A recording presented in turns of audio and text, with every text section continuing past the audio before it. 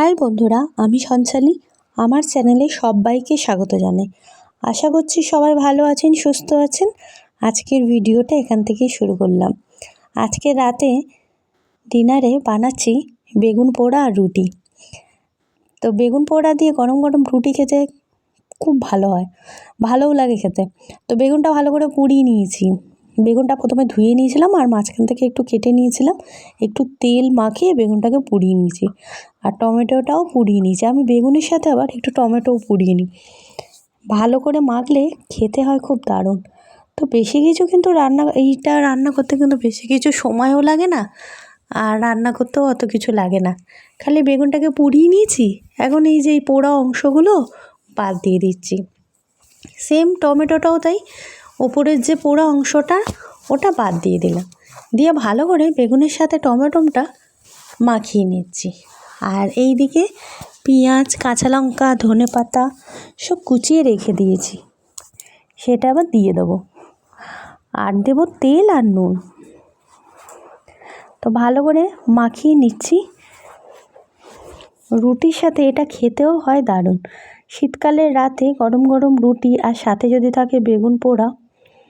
আমার মা এই রান্নাটা খুব ছোটোবেলায় করতো, আমাদেরও খেতে খুব ভালো লাগতো। যখনই মা বেগুন পোড়াতো দেখতাম একটা করে টমেটো পোড়াতো।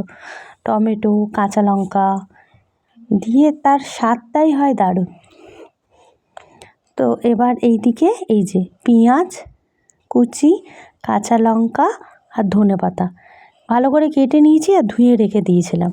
এবার সব একসাথে দিয়ে দিচ্ছি, আর দেবো একটু নুন আর তেল। ব্যাস 10 মিনিটের মধ্যে এই রান্নাটা হয়ে যায়, বেশি সময় লাগে না কিন্তু।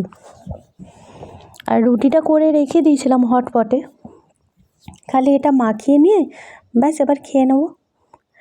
আর এইদিকে আমি একটু তেলটা গরম করে নিয়েছি।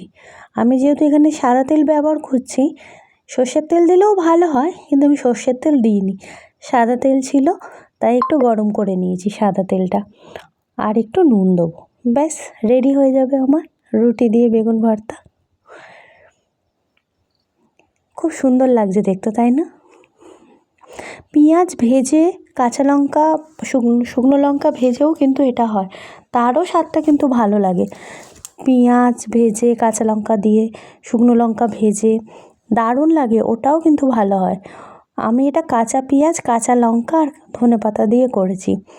পেঁয়াজ ভেজেও কিন্তু এটা হয়, ওরও স্বাদটা কিন্তু খুব ভালো লাগে। তো এই যে রেডি হয়ে গেছে, পুরো একদম সুন্দর করে একবারে মাখিয়ে নিচ্ছি।